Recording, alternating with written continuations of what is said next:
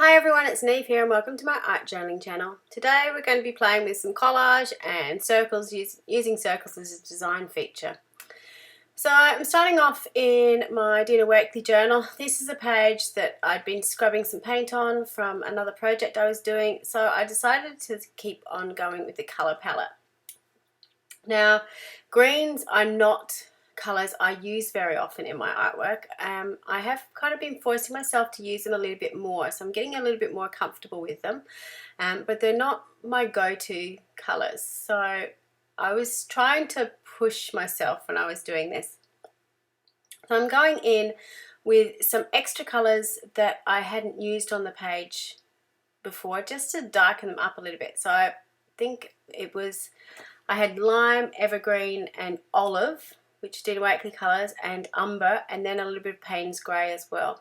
So you can see already I'm sort of starting off getting that sort of, I'm going to say this wrong, vignette, the shading you get on photos around the corners of it. That's terrible.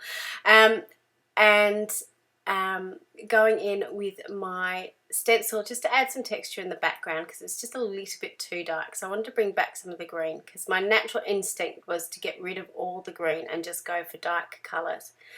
I'm just using these little sort of chevron-y leaf type shapes just to sort of have a design element in the background.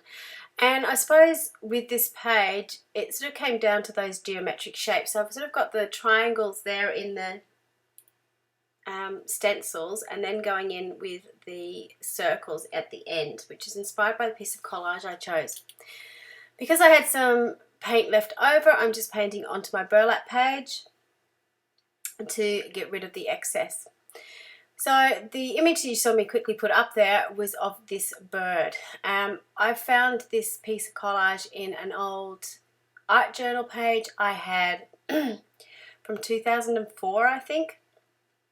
It came from Somerset Studio, so I decided that I was going to use that as my inspiration. This is a circle stencil from Scrap FX, which is an Australian company.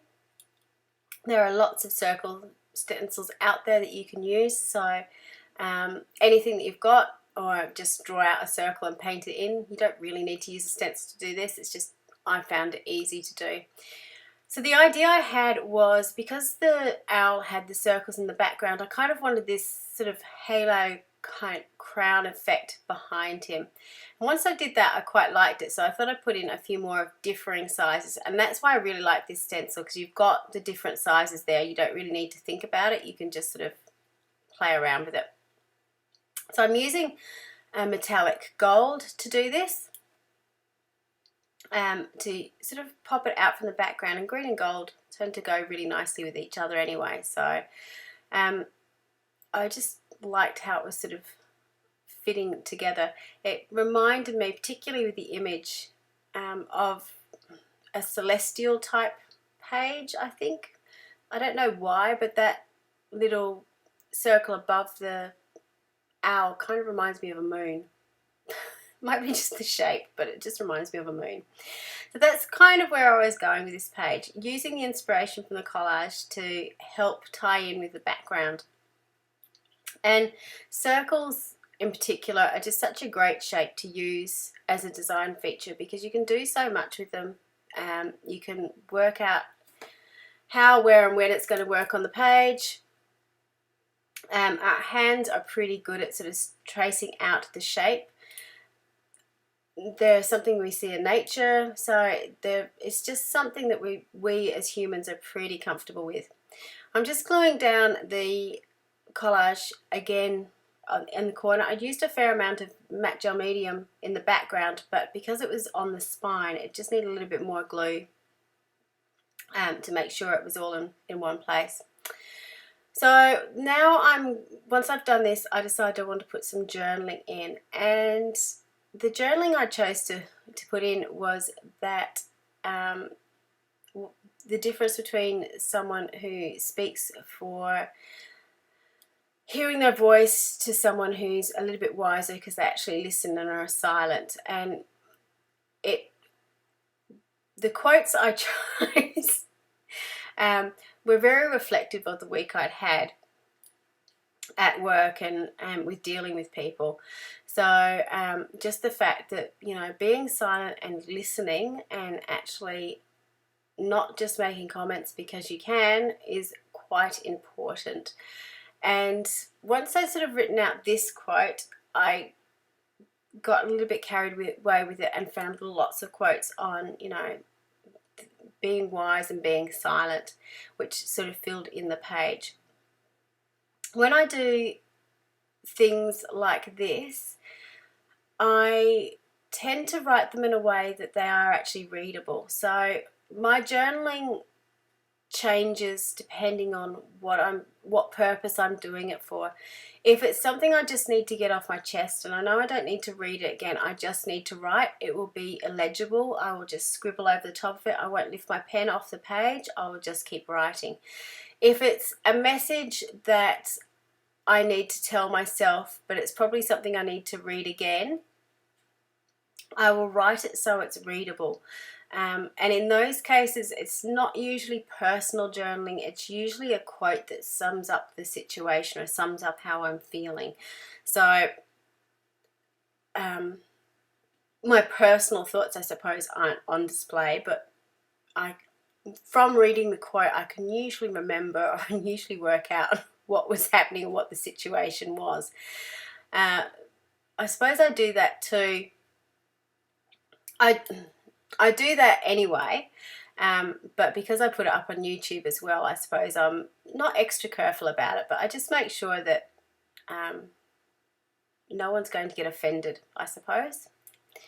I don't censor myself, because if I didn't want anyone to read it, I wouldn't publish it, but I do think about how I'm going to journal things, if it's going to be readable or not. So if you find me doing lots of illegible stuff on the page, it's probably something I need to get off my chest and is highly personal, and I'm not going to let anyone read it. The style of writing I'm using is kind of similar to how I usually write, drawing out the lines and using the letters, but I've been sort of varying it up a little bit recently by mixing both upper and lowercase letters, which I'm actually really liking how it looks, the style of it.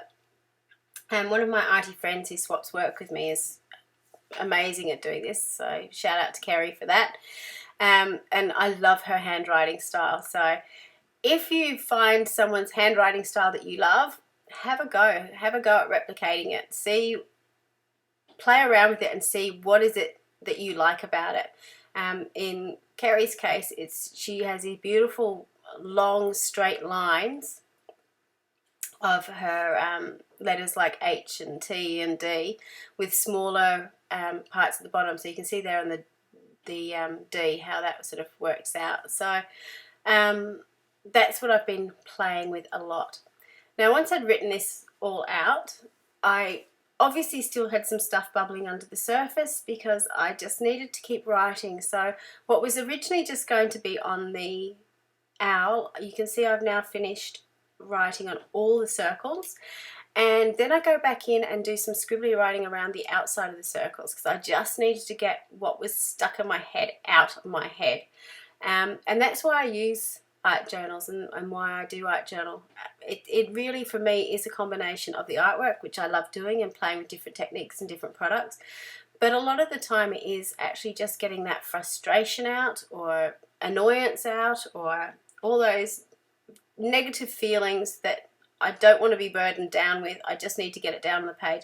And usually when I get it down on the page, it's like a weight's been lifted off me because I don't need to think about it anymore. It's down on the page and it's done, and I close the book and on to the next thing. So it works for me. It doesn't work for everyone, but that's what works for me. So here is a close-up of the finished page. I enjoyed working on this because it did what it needed to do. And it was certainly a challenge working outside my comfort zone with the colours, and I loved working with circles. It reminded me that I need to use more geometric shapes in the backgrounds of my journals in future. Thank you so much for watching. Until next time, bye for now.